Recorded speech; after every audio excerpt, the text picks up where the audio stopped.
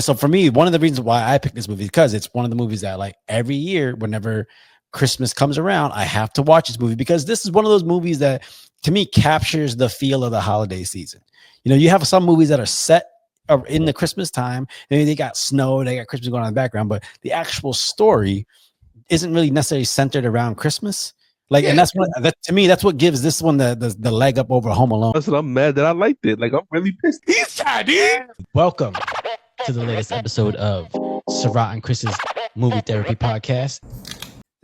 No, I ain't gonna say what I heard, but I do know y'all traveled this weekend and sleeping arrangements didn't go as planned. And I'm gonna leave it at that. Hey man, we slept back to back like Mel Gibson and Danny Glover on the cover. I was like stuck on you with the Siamese twins. No, what made it even better is that I was like drunk. Okay, here we go. No, what made it better was I was drunk, so there was no awkwardness. I just looked at him like, hey, like he came in, he was definitely like, because he was already sleeping. He was like, I want to say startled, and then like he said 2 words, and I said, all right, well, I'm going to bed. And I threw on that CPAP, like the roller coaster when they throw on the thing, and I was out. He put that mask down like Top Gun. Yeah. Marco, so whatever you do, don't touch my face. The body's okay. No, but the crazy thing about Sarat is Sarat does not move still. He like. And I'm like, I knew what was next to me, bro. That's like you climbing up a wall. You're like, hey, don't move, or the rock might fucking fall on you. Like you gotta be careful. And then also, I don't move either. And then the only time I move is to get up and go pee. But you can't move. You got like 35 wires connected to you. No, hey, but you know what? I love whoever invented the CPAP because man. That like you wake up refreshed, and it was funny. This is how Sarat doesn't think I'm a great person. Like Sarat went to the gym, and then I packed up my stuff, make sure I don't leave a trail of Marcos, as my wife says. And I go downstairs to get some coffee. Sarat is texting me and calling me, but like, yo, you left, like this motherfucker, like you felt listen, I got back from the gym and like. Everything was gone except for his chair that he took from the show, and I'm like, "Yo, this man packed up his CPAP machine like it was a duffel bag, just strapped it around. I was like, all right, I'm walking around with this thing on me." Nah, but it was cool. I ain't going to details at all. Y'all just cleared it all out for the viewers. Hey, I had fun. It was a good time. There's a lot of good brothering going on. Sarat got me in trouble at his job. That's the only thing I would say. He like talking to me, and I'm like, "Hey, sir." You was the one just standing there. You ran out the elevator like, "Oh shit, let me go say hi real quick." No, because you calling me, yo, here, sir. You can't be here. Like, yo, he ran out. Right, we're going in we happen to see each other in the hallway. I'm supposed to get on this elevator. He goes, "Hey, Marcos, what do you think? What kind of piece of shit am I?" If I'm like, I just nod at him and can't go right. No, I was like, "Oh, what's up?" And then this lady was like, "Hey, man, I ain't never seen Marcos move that fast. It looked like it was a ding dong truck." He's like, "Oh, let's go get one real quick." No, and then the most powerful, the most powerful people in the world, a little white woman with a title. She was like, "Hey," I was like, "Oh, all right, man." Like, I'm gonna get in this elevator. Like, hold on. Well, you know what? Speaking of all things white, welcome to the latest episode of Sarat and Chris's Movie Therapy Podcast, featuring Marcos. It's your boy Sarat, aka Makazi. It's your boy Marcos, aka At the Sunset Kid, and your boy Chris Brown, aka Red Ford Delta. How's everybody doing out there? Well, before we step into the holiday season here on the pod, we want to thank everybody for listening, subscribing. If you haven't subscribed, click the button. Like, tell your friends about us, send an episode to your friends. If you see a movie that you like that you were covering, take a gander, see what it's about, send it to your friends, tell us what movies you want us to see. Maybe give us something that Marcos hasn't seen yet. No one knows he's done seen every movie that's got Sisu in the title. And no, first of all, I was very happy that there was one amazing movie that I waited to see and I saw it recently was F1, and it was such a good movie. And I waited. It was like the super long. It's been like out for 6 months, and I was like, I'll check it out. Yeah. Well, you know, like go ahead. Would you No, say something, Chris? if you want to know numbers or Just- details, publishing rights. First of all, it's been a while since I've gone through like those details, man. Come on, man. It's been 15 minutes. I'm just saying, Chris look like he in a high school yearbook right now. It looked like he's on work Look, release. Like hold on, they allow him to podcast 1 hour a day before he got to go back to the yard. But don't wait, not Napoleon Dynamite. So like this. the fucking what was it? The glamour shots. Whatever he was doing. Rico, Yeah. Uncle Rico.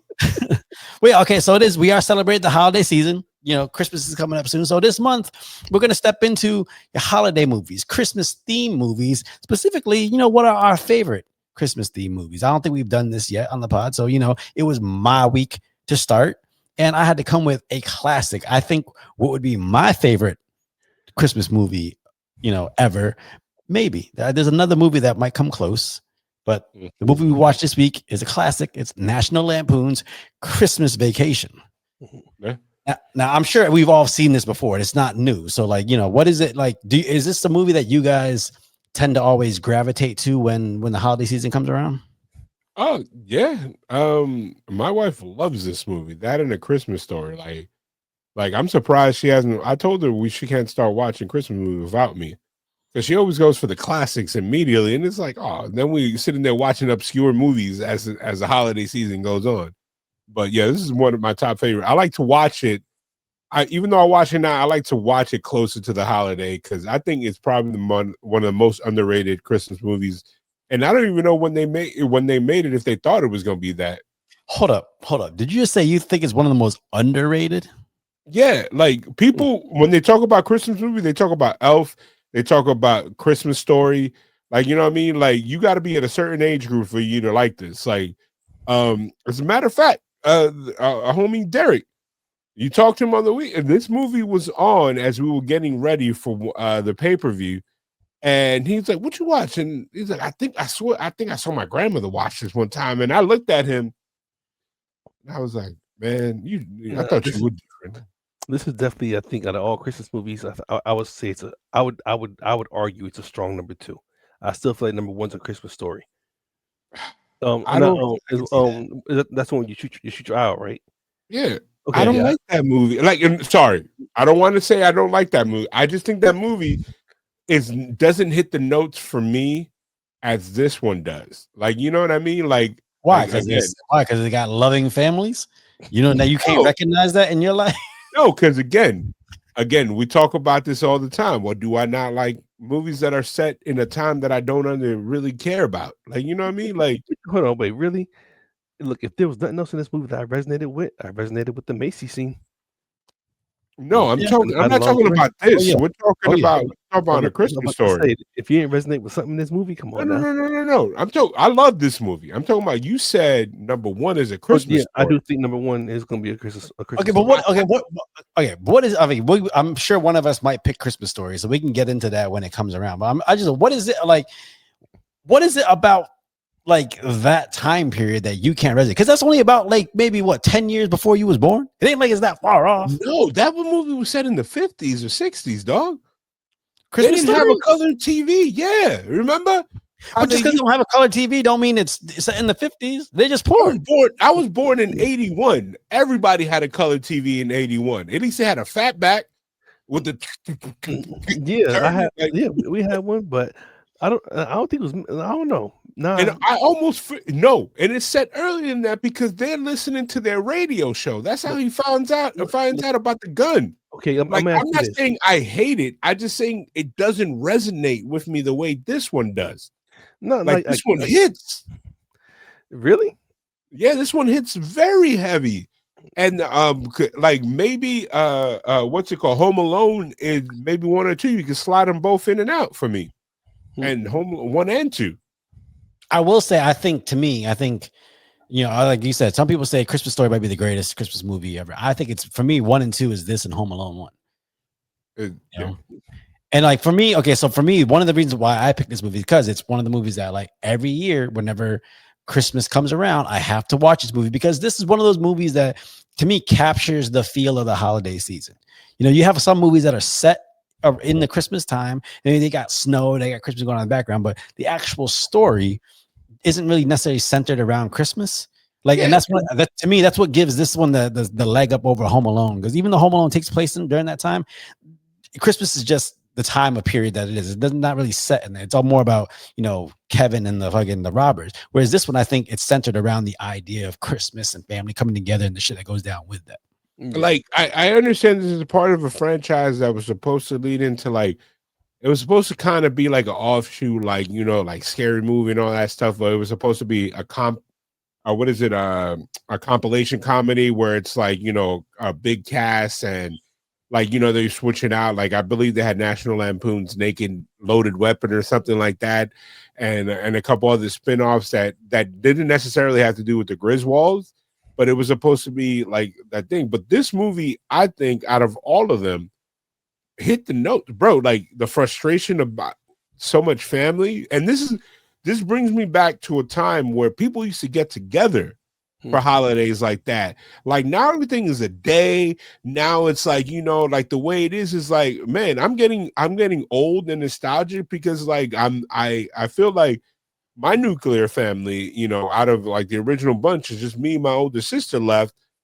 And we have our own families, so there isn't a need for us to get together under one roof. Like if there's something going down, we'll do, but it's like, this is dope. Like they're there for a couple days. Like it feels like a season. You know what I mean? And that's something that I think is missing in today's day and age. And God bless those who still have that. Enjoy it because you never know when that dynamic will change, man. No, I will say that. I will say that when I was watching the movie and the nostalgia of it all, of like I never can say we got together on Christmas, but even like for Thanksgiving and going to different family members' house or hey, so and so's hosting it this year. And you know, I had a house with an attic in the basement. You know what I'm saying? Yeah. So even like the part where he's in the attic and gets stuck up there, I'm like, yo, I know what that feels like. You know what I'm saying? Yeah. Like that's the way it was. But now, this stuff doesn't exist no more. Everything's so personalized. Well, I feel like nowadays, especially with like again Thanksgiving and Christmas and stuff, it's instead of it being a whole couple of days, then it kind of reverted to one whole day. Now, most people, you know, it's part of the day. You spend part of the day with the family, then all of a sudden everybody just breaks off and goes off and does their own thing. And I hate that. I like the idea of, you know, it being like, hey, like you got this tradition where everybody opens their presents, then they go to a family member's house, they have a big dinner, everybody hangs out. Like just fostering that relationship between you and your loved ones, taking a day where like, hey, nothing else matters today except being around the people you love. And that's what I think you get in this movie, you get a great feel of that. And you know, you just don't see a lot of movies made like that nowadays. Yeah. Like the crazy thing about it is like, again, you know, I grew up in New York City, so we didn't have the big house. When I was a kid, I would be like, oh man, this what is Santa come down in your where you fire escape. I don't know. I can't remember. I can't remember when I knew that. He just open the window and toss the presents in and keep going down the stairs. For those of you that are listening, there's that metal heater that always makes a noise when it turns on. Yeah. Hey, you saw in the Santa Claus where the heater opens up. It happens, but no, like it's crazy because I used to think like, oh man, that's a dope Christmas because I thought they had money, you know, the house and everything. But now I envy Clark even more because he had the tradition, the family. Like I yearned for that, and we're more like Elaine. I forgot the name of her character, but the Julia Louis-Dreyfus who plays the neighbor. That's more of how things are now. When people are like low key with it, like I didn't want to deal with my family, like you know what I mean. Like like gone are the days when people are getting together and like breaking bread like that. Everybody's now like want to do their thing, or they don't even want to see their family. Like that's why I think the biggest message of the movie is, and even as crazy as the movie gets, like the happy ending is not like, oh, they're all rich, is that, you know, they get to share a moment. And there's so many iconic jokes. Uncle Eddie, I feel like that's an amalgamation of every single cool ass uncle that I've ever had. He was in the Elvis suit. He's the one. Well, he was the one that showed up in the RV. It's you, but white. You got the same hat and everything. Hold on, Chris. Have you never seen this movie? Yeah, a long time ago though. Oh my god, I watch this movie all the time. Bro, I have a shirt, a Christmas sweater that I every year I always ask. I send a formal email to my director, like, can I wear this? And he's like, I sent him a picture. He's like, no. It says the shirt is full, and his Uncle Eddie like drinking. Okay, but here's the thing with this movie, and this is why I say it's to me it's my favorite Christmas movie, and I think it's the number one because you see so much merchandise, connected to this movie. You see a little bit from Christmas Story. You don't really see much from Home Alone. This is one of the few movies that that represent Christmas where when Christmas comes around, you start seeing this stuff popping up in stores. You see the station wagon with the Christmas tree on it. You see, the moose cups, So I want that station wagon. I don't know, man. Like that station wagon brings me back to nostalgia, like because we had that when I was younger. Yeah, so we had, and I was like, man, like everything, like backwards. Broke down. Hell yeah, yeah. I remember. I embarrassed one of my brother's friends because my mom used to pack us in and because we lived in New York and then we moved down to Florida. And then she used to pack my brothers and their friends in it. And then I sat on this one dude, Keith's lap.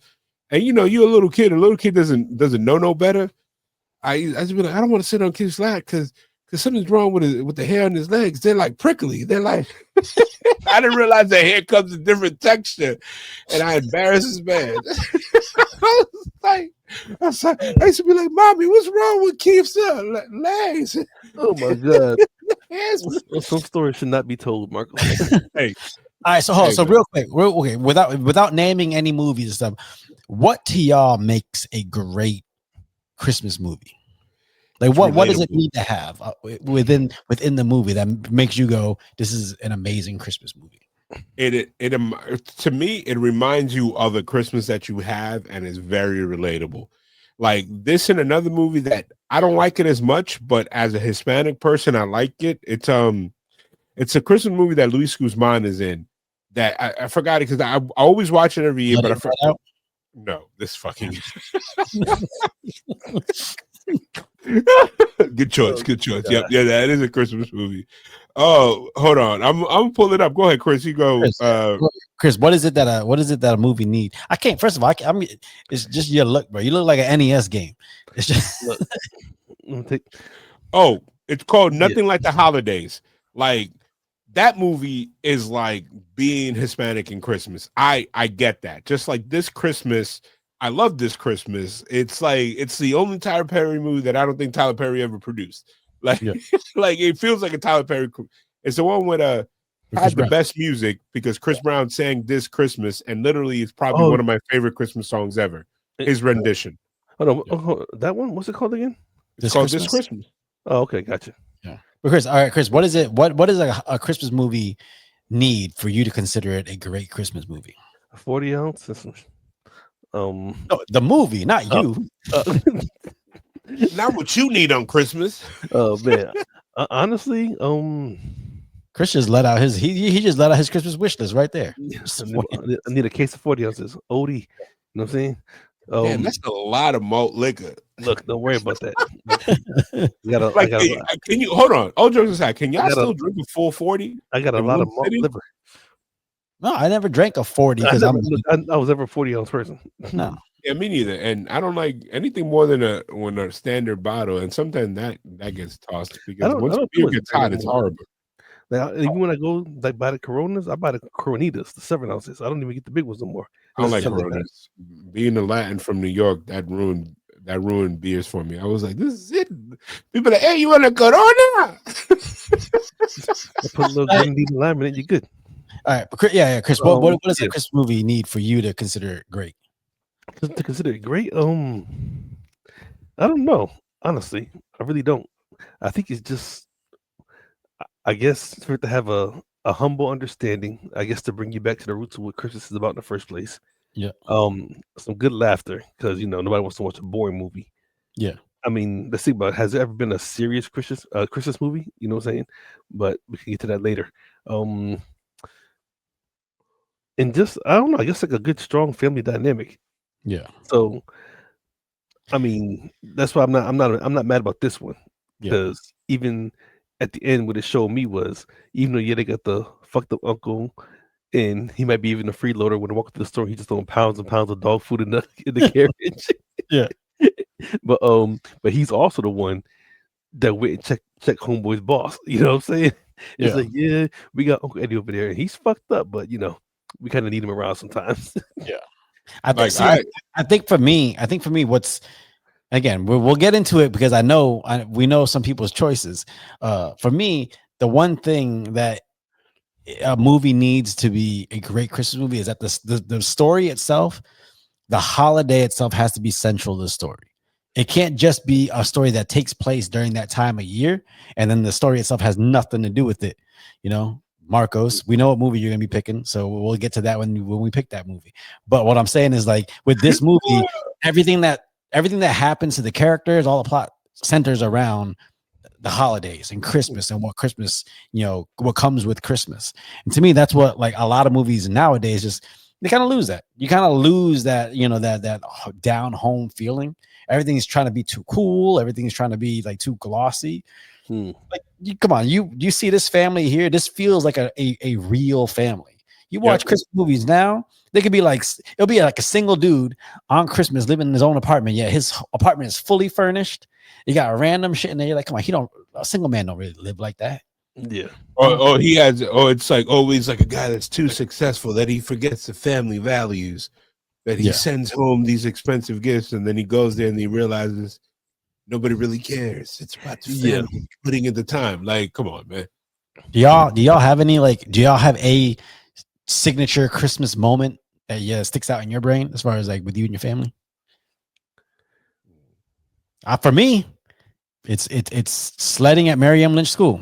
No, the hill behind Mary M. Lynch. I mean, nowadays, get off the boat, like, yes. Well, I mean, right now, nowadays, it's like in Massachusetts, it don't really snow. Like, it just snowed this week, but before, for a while, it wasn't snowing till like beginning of January. So on Christmas Day, you didn't get to go sledding.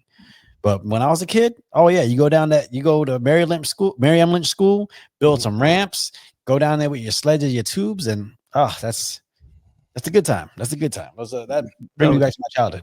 That was just winter time. Never mind Christmas. That was winter in general. I think one of the things that again I get nostalgic for, and I don't think people do it anymore, is my aunts and uncles and like the generation of cousins that I was the youngest, that I was like the baby. I was a cousin that people were like passing around as a child. Like those cousins, when they had their kids, everybody spent Christmas Eve together because Hispanics celebrate Christmas Eve, and it was like a thing. Don't you celebrate like Three Kings Day? No, that's in the Caribbean. They do that, but and Latins in the U.S. and I spent one Christmas in Dominican Republic, a couple of them, and I was like never again because like ain't nobody got presents. Then on Three Kings Days, I was like, what the hell is this? You was worried about presents? I'm a little kid. Hell yeah, I'm worried about presents. You were some Iverson. We talk about presents. Presents practice. What about you, Chris? You got any memories that stick out in your brain? No, not really. I mean, as much as they call me the Grinch, not own it happily. It's just I don't really remember having too many good Christmases growing up. And then actually, when I went to the military, the fact that when I went and when I graduated, my contract was just I was always traveling on Christmas and New Year's, and because I was a new person at the new post, I was usually doing some type of duty, so it just didn't matter no more. Every day became a regular day. You know what I'm saying? So I just I mean, I guess I got half a decent memory walking to my grandma's house and seeing a big ass tree full of presents. Yeah. Right next to the piano. And do y'all have a Christmas where it was like, even if it's like even if you're like visiting like a relative that's like not like, you know what I mean, it's like a distant cousin or something, and because you're a little kid you go there and you get a present or something like that, stuff like that. Like I remember stuff like that, like not just the fact that you're getting a present, but you're remembered and somebody thought about you when you're like, oh man, I'm celebrating Christmas. Like there was a time like when me and my mom came back from Dominican Republic, we came back, we didn't have nothing. We were like couch surfing for like half a year, and I was going to school, I was real self-conscious of that. And then I remember my cousins that we went over for Christmas Day, and there was a bunch of presents. You know, my mom sat me down and was like, hey, I don't think, but you know, people made it happen. Yeah. I You will say there was know, one Christmas, and this is damn near shit. Damn, at least 20 years ago.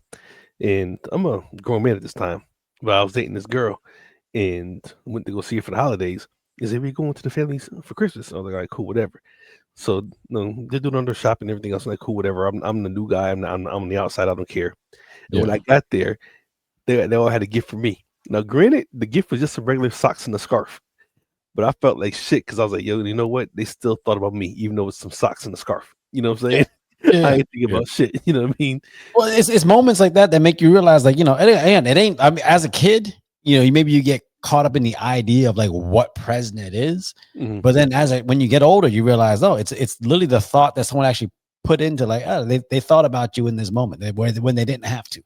And I Yeah. think for a lot of adults, that's what means the most to them. That's, at least for me, it's never about what present I'm getting. It's just like the fact that like someone put some effort into thinking about me to where like, oh no, I wanted to get you something that, you know, was special. I only have $5, but you know, these gummy bears is real. They hit, and I'm like, oh yeah, it's perfect. Like, There was 2 for $1, 1.59. So I got you a pack. mhm. hey, it's like that's what it is. You know, like you talking about what was he said, socks and a scarf. Mhm. Man, my socks and underwear present. That's a must. Ever since I've been with Lily, I was like, hey man, I'm gonna need that. I'm gonna need that re-up. I'm gonna need that re-up. It's like that video where the That's so dude mean. gets. Did she buy you the variety pack or all the same color? No, bro. You called me dirty at work. This is your fault. You told you to give me the variety pack. I'm legit. I'm a bougie motherfucker when it comes to underwear. I have specific ass that as I get Ass? older, ASS? You got no, specific ass? No, I no, heard the same thing. Oh, yeah, specific exactly. ask ASK. Like Okay. there's specific brands that I like of both that is drilled in. It's Like when people you make ask, it sound so bad, man. You got Pacific ass that is drilled in. Come on now. it's like I think my mother-in-law will be like, this, what kind of socks? And then Lily just said, we didn't want to go over that. Like, whatever you're gonna buy, just don't buy it. Get him something else. Yeah. He's like, I remember somebody got me a t-shirt, and like I don't you know this. I wear a lot of soft style t-shirts. They got me like some t-shirt with a dope print, but I looked at it, I was like, oh, it's Gildan. Like like I went from like to like, oh. I got one question about this movie that I want to pose to y'all, because one of the things that's central to the plot of this movie is Clark. He's put the down payment on the pool that he wants to build for his family, but he's really betting on this Christmas bonus, so he can pay off the pool. Mhm. Do y'all think that's a smart move as a grown adult, betting on money that isn't there in your hand yet to pay for something that you want? No. I think I'm gonna say no, but I understand where he's coming from. If you got in a bonus the last 10 years and this year, like I've never really done sales, but you could kind of tell when you've had a good year, you're killing it. Like, you know what I mean?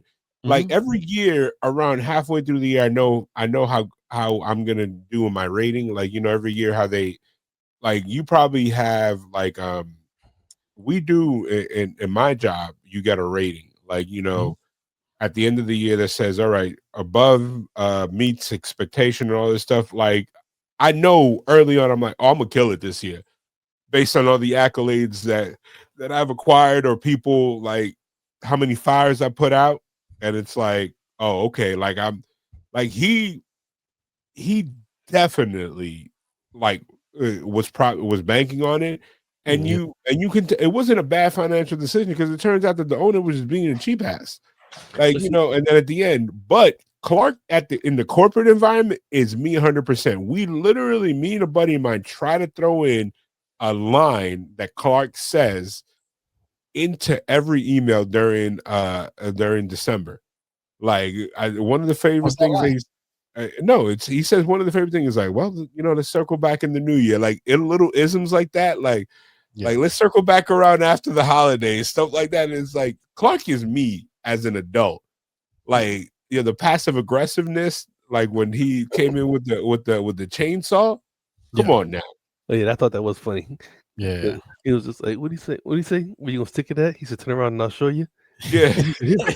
He was like, "You can't talk like that." So I ain't talking to you. I was like, "Damn, ain't that some shit?" That's that gangster's life when they put the shades on you with the blunt. Yeah.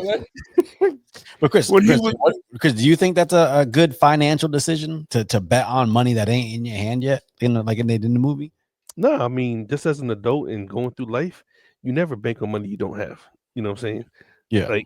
Like okay, I'm a veteran. You know, I get a certain disability a month. Now, even though I know I'm guaranteed to get it every month, I also know there's a chance I won't get it if the government does something stupid.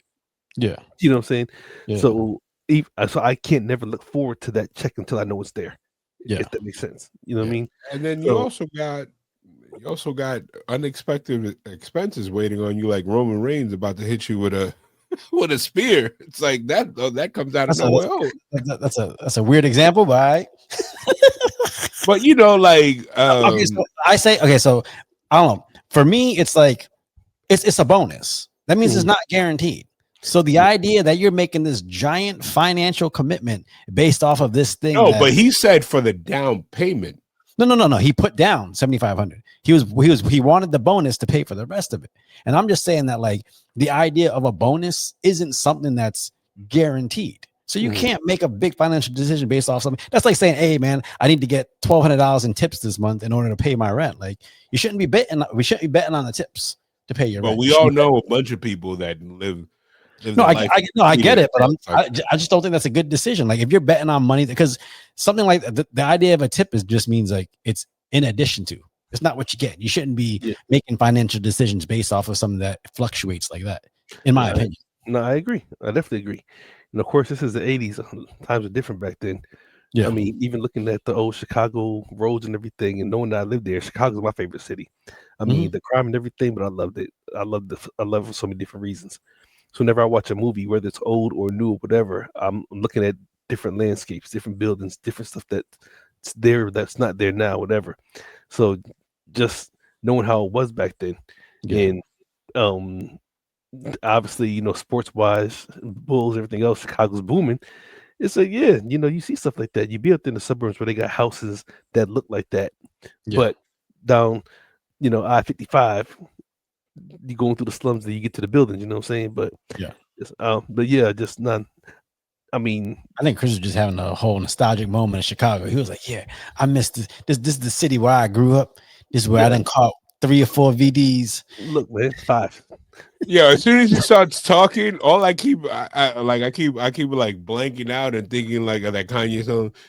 I'm coming home again. No, Chicago's a different city, man. Like one of my favorite things to do. If I ever get the chance, I always like to fly into O'Hare, instead of Midway, and I want to take the blue line into the city because there's something about coming mugged. up. No, fuck that. You have to prepare for that. You know what I'm saying? But it's like something about coming up from underground and coming up the stairs, especially on Jackson or something, and you see all these buildings, and you're just like, holy shit! Like from coming up underground into the center of the city. That shit is dope to me for some reason. You know what I'm saying? I get that. It's like when I'm in Boston, sometimes it's like going into Boston, but then parking in Cambridge and taking the green line into like Government Center.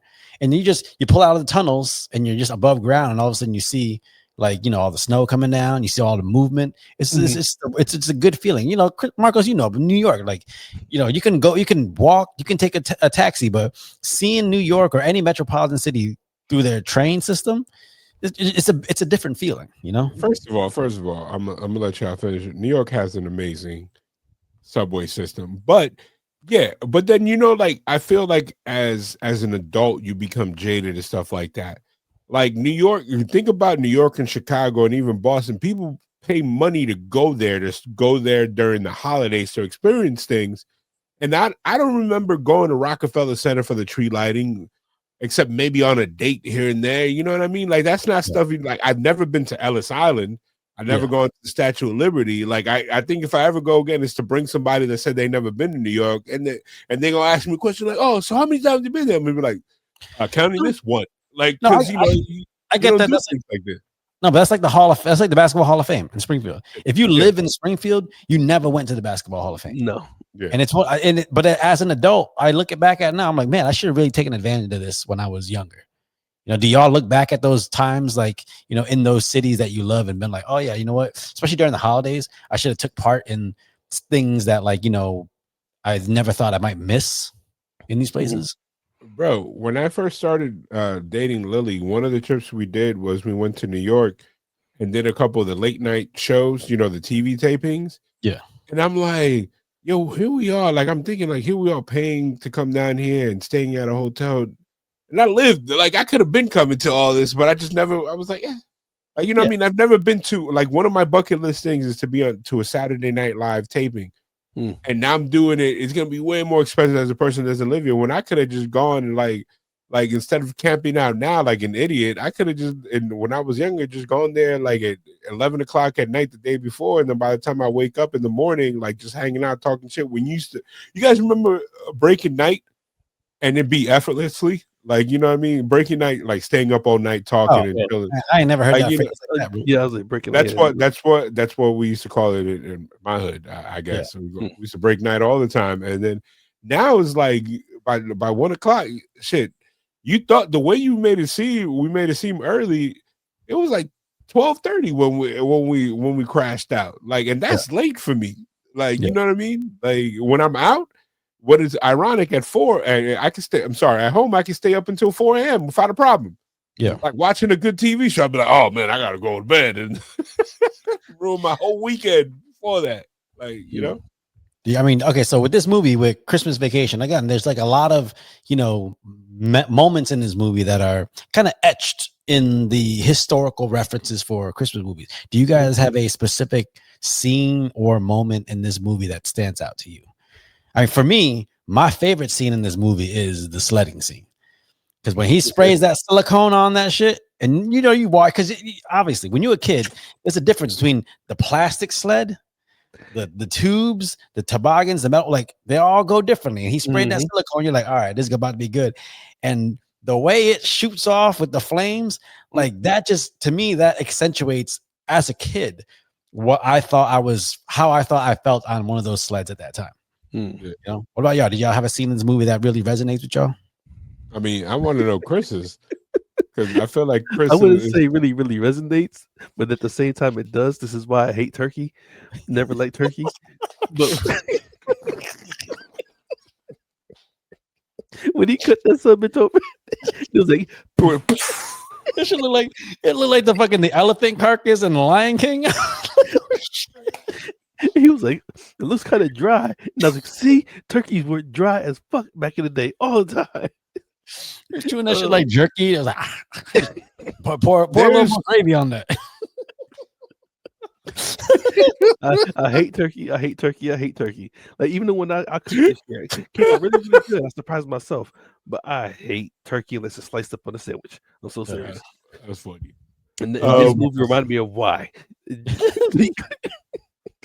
I actually laughed at that point, like for real. Like, holy shit, the horror, the memories of just turkey. Listen, as someone who cooks a lot during the holidays, that is like that's a nightmare situation where you put all that effort in, and all of a sudden that shit happens. You're just like, you ever see, like, in some movies they do it where you go and like the turkey ain't even thawed out. Yeah.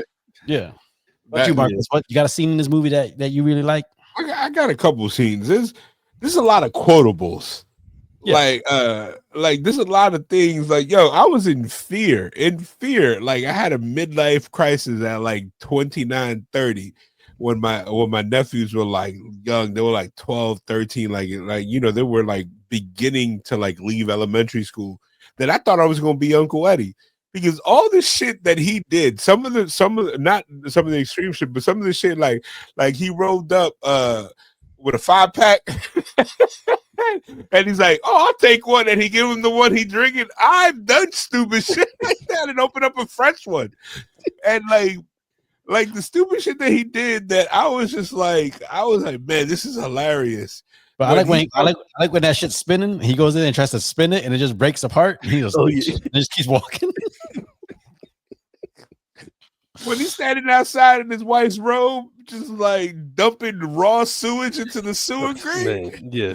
He's like, oh, shit is full. Like he ain't doing the most ghettoish shit in the world. Like he's so cool about it. And when he's talking to Clark about how things are tough, and then Clark is, oh, don't worry about helping. And then Chris alluded to it earlier when he's filling the cart up with stuff. And then he's like, make sure you get yourself something nice too. Like, motherfucker.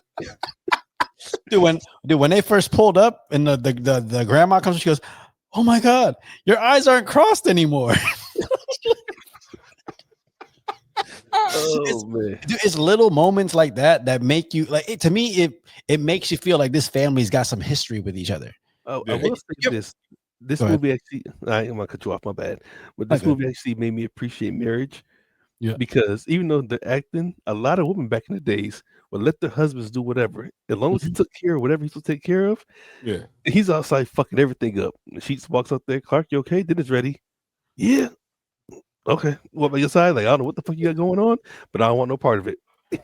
I'm going back inside to mind my business. So, no, but I mean, you know, like sometimes you watch movies like this where you know you got a whole cast of people and they're all supposed to be playing family, but clearly you can tell like these motherfuckers just met each other 2 weeks ago. Mm-hmm. Like, this one actually feels like these guys got some history with each other. The grandparents don't like each other.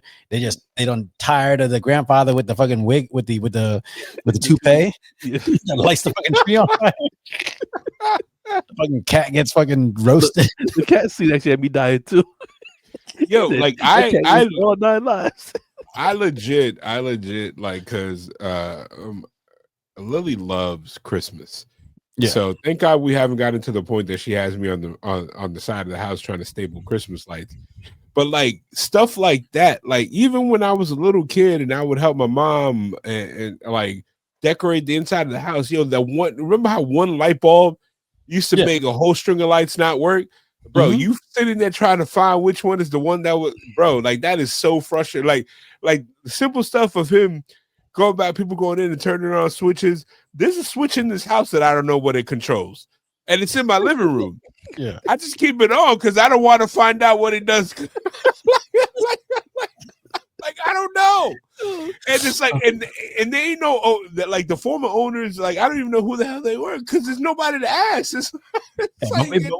Before anybody watch and ask, that's just a green screen. That ain't actually what Marcos' house looked like. But no. So that the Christmas light stuff. This movie and his dedication to putting up Christmas lights is the reason why I love putting up Christmas decorations. Like I want eventually to get a house that I can make look like that. I want to have a house where everybody from the neighborhood comes by and goes, oh shit, this motherfucker went off for the last 2 weeks to get all this up. But there's this dude that he lives near my dog sitter, and every year he changes his decorations. And last year he had a mannequin Eddie with a tube going into the sewer right in front of his house. And I'm like, see, that's the kind of shit that makes me excited because people get excited about this time of year and they really like to show it off in ways like that. And something like that to me it's for the people in the neighborhood. It ain't for me. And so I really like that. That's what I like about this time of year and shit like that. It's actually funny because this ain't had to do with Christmas, but there's a guy when I was working at the gas station and he'd always come in the morning, get his coffee and just chill. A real quiet dude. And I'm not gonna say his name just because. Yeah. But I'm like, yo, who are you? And he was like, I'm just me. And he say his name. I said, nah, you somebody important. And he was like, nah, I'm just me. But real cool. Drive a whole little cranberry pickup truck, whatever. So since I started working locally for the truck company we're now, and my boss like, yeah, what you go by so-and-so's house? And I was like, that's his house? And I drove by and I realized, okay, he's real quiet, real cool. Before his Halloween decorations, he had a bunch of stripper poles with skeletons hanging off. And I said, that's the kind of guy you are. Like I knew something was underneath that quiet tone of yours, you know what I'm saying? Well, I mean, yeah, when you have fun with the holidays, like this is one of those, seasons where you putting up Christmas decorations, you can tell a lot about a person with the decoration they put up. They can do something simple, like you've seen it at fucking IKEA, or one of my neighbors, he has a giant skeleton they have from Halloween and a giant dog, and he just put Santa costumes on all of them, and he still got them up.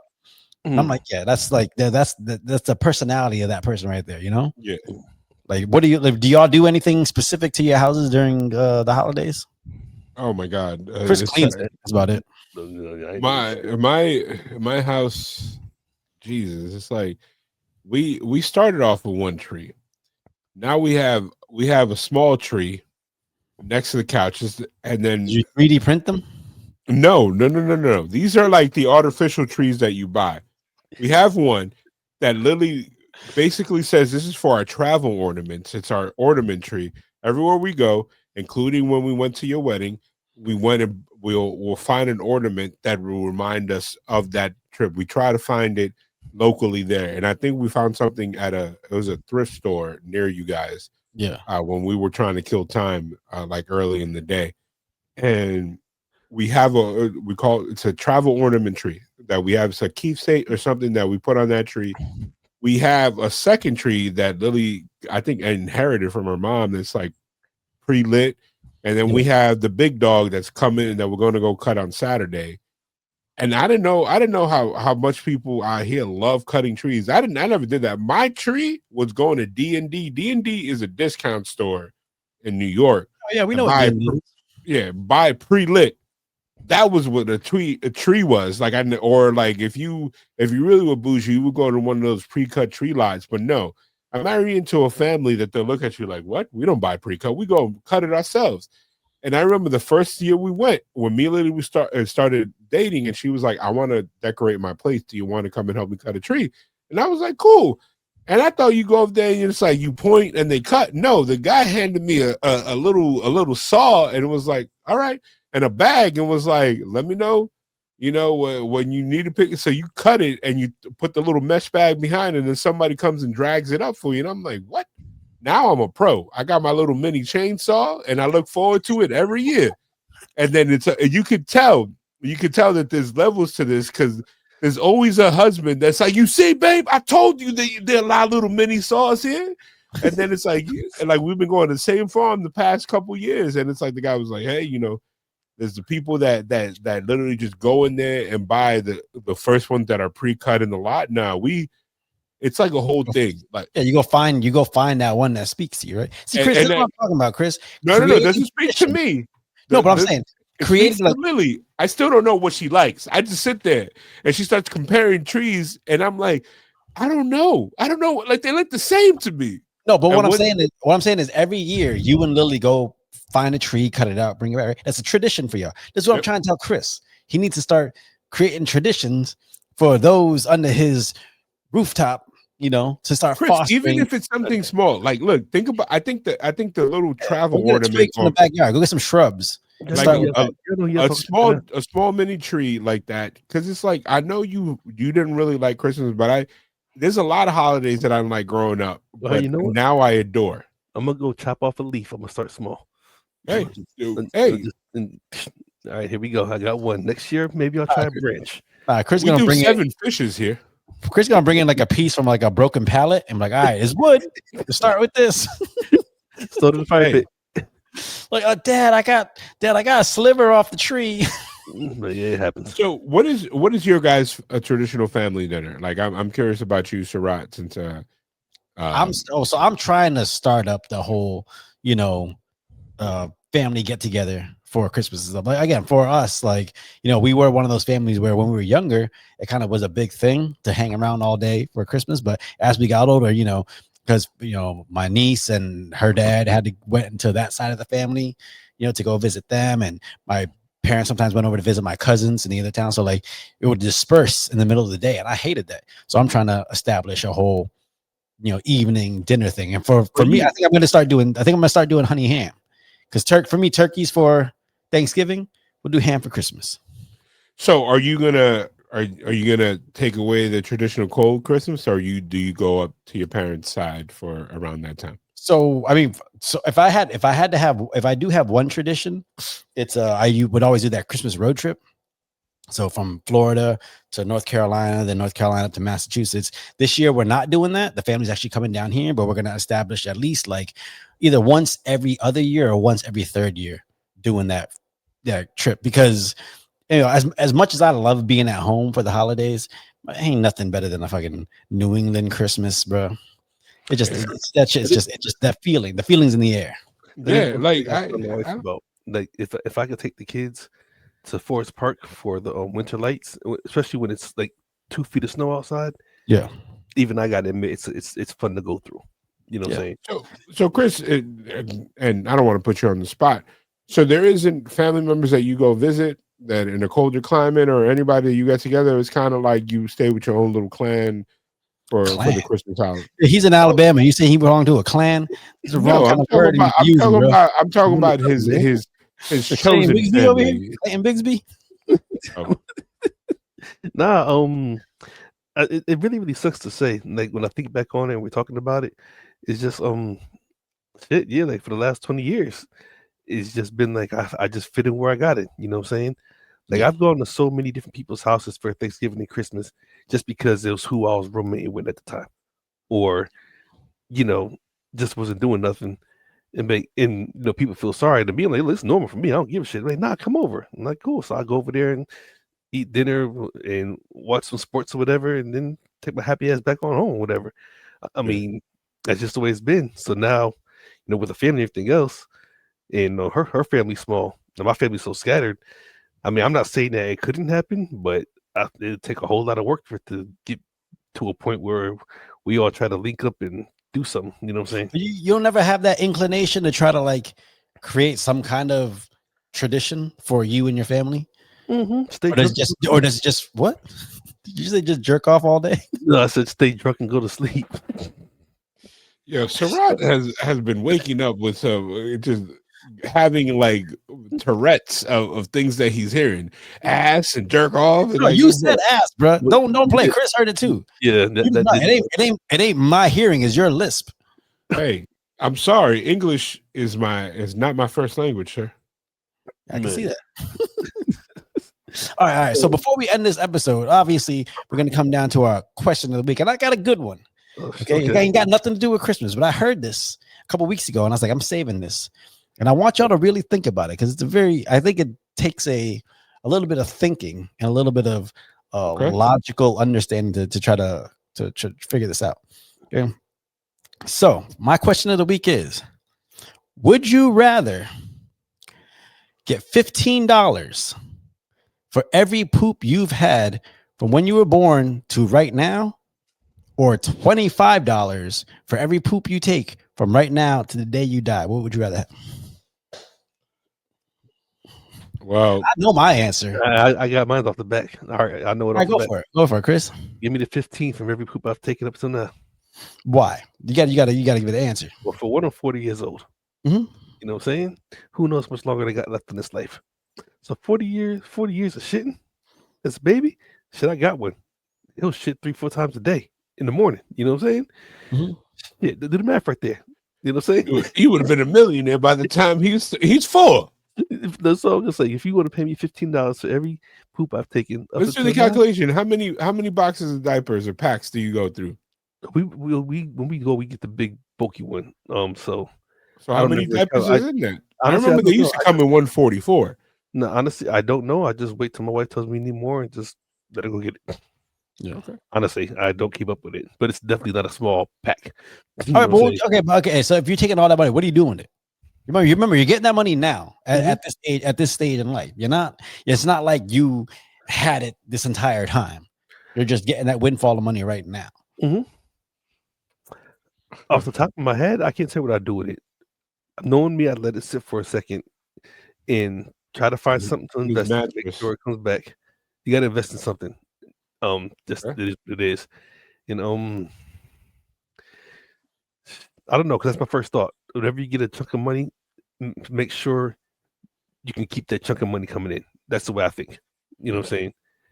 So I don't know. I just know what I would invest in. But that's my first thought.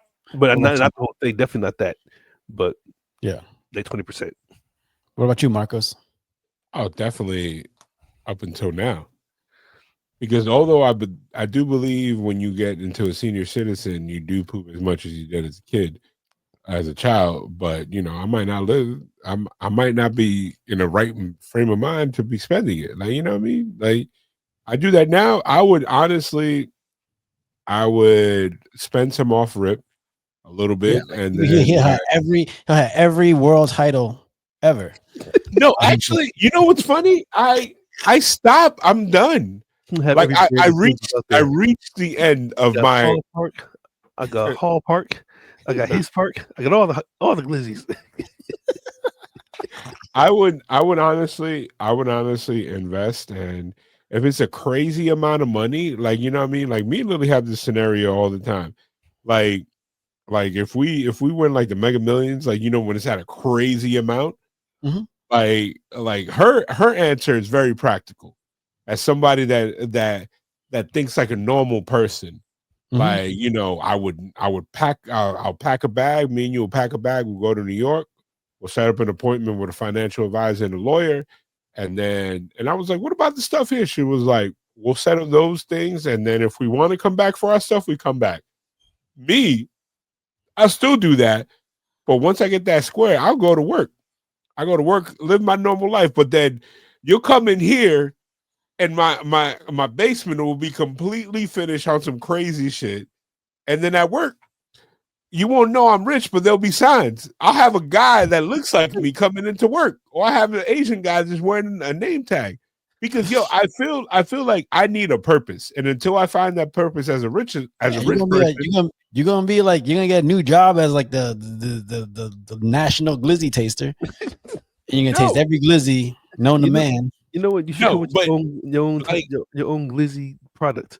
no, because I don't want to see how glizzy I made. Just because I like the hot dogs. I No, mean, you know, honestly, like do you just because you like lot lizards doesn't mean that you want to see how they're made and how they grown up. I Like really you don't want to hear about their life. and I don't like them. They like me. I told you there's a difference.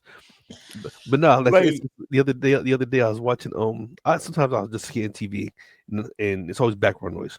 And I yeah, came across I told you my favorite app to go to is Pluto TV because Mhm. it's like you just find something random. Yeah. And I was watching how pork rinds are made. Mhm. Now I actually like pork rinds, you know what I'm saying? But actually watching how they were made, I was like, you know, I can eat these now because they're clean made food, if that makes sense. You know what I'm Yeah. saying? Yeah.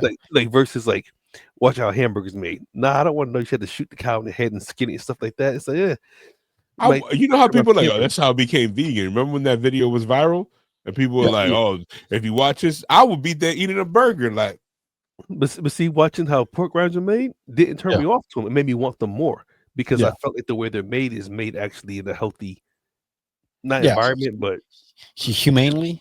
I guess so. That makes sense. Yeah. You know what I'm saying? I don't know. I can't imagine going to work after getting that giant chunk of money. I'll be honest with you. I like my job, dog. Get out of here. You ain't gonna get fucking $300 million, but yo, I'm going to go do some IT work. Fuck out of here. Bro, you know, like, okay. You no, no, I'm not, you mean to tell me you get $300 million.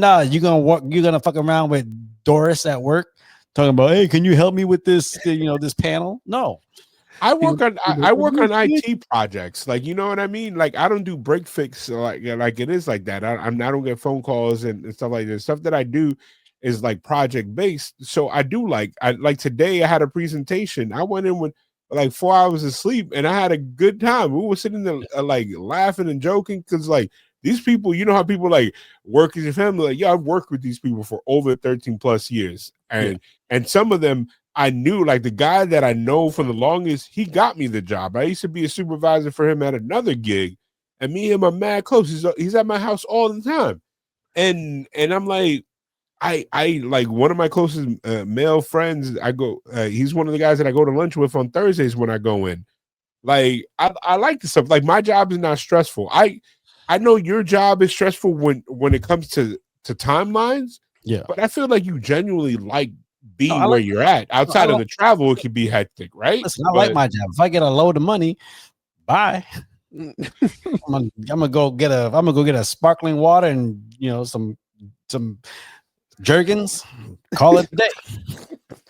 first of all, you guys would be mad if I hit that money. If I hit that money, I'll pop up on y'all. I'll be like, hey, what y'all doing? Okay, so okay, on average for y'all, for 3 times a day, right? I On wouldn't say average. that. I would say I that. Just say don't. this. Just say, Mine twice, maybe. I was gonna say normally. Oh yeah, you know what? Try go twice a day. I say 3 because it's different as adult than when you're kids. If you're playing the ratios, If you're going 3 times average, a day. What's okay. up? I'll So say if you're going average, yeah. So if you're doing three a day times 365 days, times 40. Well, times your age. yeah. So that's that times $15. So every year That's $16,000. And how old are you, Marcos? I'm 44. That's only $722,000. Hey, Okay. So for me, I'm taking the 25 from here on out now because $722,000. Listen, I didn't see people piss that away in 3 months. but It I is am what it is. not. I see. No, no, I but, don't no, come.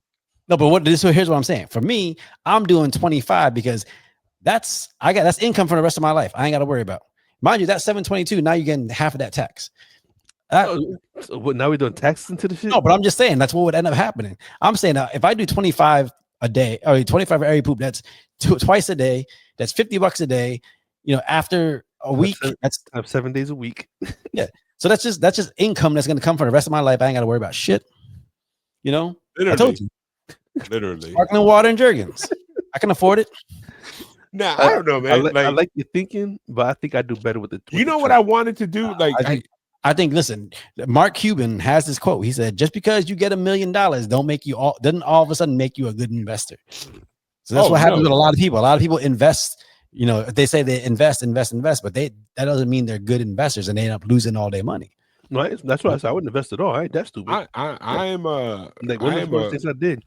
I think when I got with the company I worked with in Chicago, one of the old heads told me, and they said, "Look, when you do your 401k, he said you want to max it up to here. They're gonna match you with this, and you want to pick a company to invest in."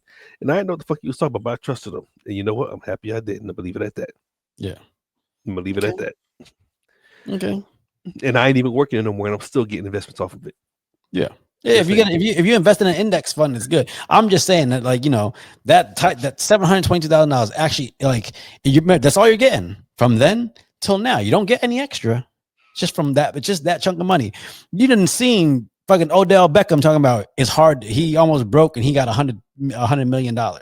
So that type of money can go away pretty fucking quickly. What Jay-Z say? If you grew up with holes in your Zappa toes, you celebrate the minute you was having dough. You know what I'm saying? A lot of these dudes ain't never had dough before, so they don't know what to do with it when they get it.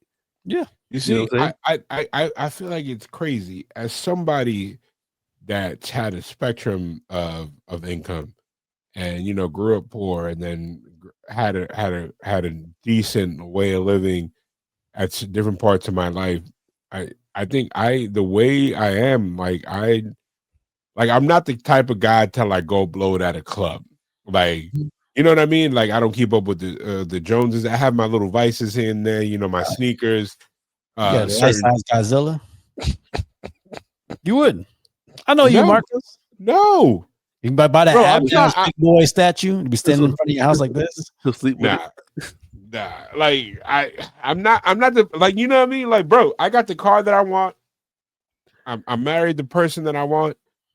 You know what I mean? I ain't got there's nothing my goals are very attainable. I'm not out here I'm not like Mitch, wait until I you know what I mean? From paid in full, I don't have these. I don't see myself as a hustler. I don't see myself as somebody that's out there front street. Bro, I did pretty decent in the last couple of years in terms of salary, and if somehow I get double the amount that I make now next year, people are like, "Oh, so we doing this?" I'll be like, "No, I'm Hey, if your tastes stay the same and don't keep rising with your income, you gonna be good." Yeah, see, and forget that once we talk shit about you, if you like them little hot dog carts from the homeboy rolling down the street. I mean, shit. Then why change it? Because even now, if I want to go out, and start about the whole time, I don't go to a restaurant where I can eat something I can cook at home. I want to go eat something that I know I'm only getting from this restaurant, whether it's lamb or swordfish or whatever, something that I know I've never cooked before, never tasted before. Yeah. So even now, or even before then, I've always had that mindset. I'm gonna work hard, the case may be, and then when I get this amount of money over there, I'm going to treat myself. So if I got the extra money, the case may be, I'm not going I'm not going to change my taste. You know what I'm saying? I still like the beef and cheese patties from Publix. You know what I'm saying? I'm not going to stop getting those. Yeah. I still like ramen noodles. I'm not going to stop buying those. But when I go out, I'm going to go out and do it and then come back home and chill. I'm going to still have an Apple Watch. I'm not going to be out there with a Rolex. You know what I mean? I'm a simple tech guy. I'm over here wearing the local skate t-shirt shop's logo. I love stuff like this. I'm over here wearing some Hey Dudes with some like Walmart pajamas. Like, I'm not gonna start wearing silk and be like, oh, check out this Versace. I'm not gonna start wearing belts. He gonna call it like, yo, check out this authentic Optimus Prime costume that I got. It transformed for real. Oh, you'll get that. I will definitely commission Mikazi to make me. I'll be like, hey, I just saw so and so's ring gear. I'm gonna need that for Tuesday. I don't care how much it costs, but that's about it. And like, I'm not gonna, and that's my homeboy Mikazi. I'm not gonna go to like, hey, introduce me to the guy that does this. But I'm like, no, I'm good. Yeah. Like, you know what I mean? Like, hey. All right. Well, you know what? That's this week's episode of Sarat and Chris's Movie Therapy Podcast featuring Marcos. Once again, it's your boy Sarat, aka Mikazi. It's your boy Marcos, aka At the Sunset Kid 5'6", and your boy Chris Brown, aka Red Fort Delta. Y'all be good out there. And come back, R&B voice. Come back for the rest of the month. We're doing more and more holiday stuff. I think it's whose turn is it next week? Is it Marcos? It's mine. Marcos, yeah. Okay, so we're gonna be back next week with another movie. I can't wait to see what y'all think of that. I might not actually be able to record because I might be going on my honeymoon. So y'all might have to take care of that, and then I'll add my 2 cents. But we'll see. Anyways, get some honey and go to the moon. Oh, yeah. What? Get some honey and go to the moon. You're gonna get some what is it? Some crystal water, some jergens. I'm gonna put my Haley's Comet's gonna go shooting on something. Oh. All right, we out. Yeah. I'm a warrior.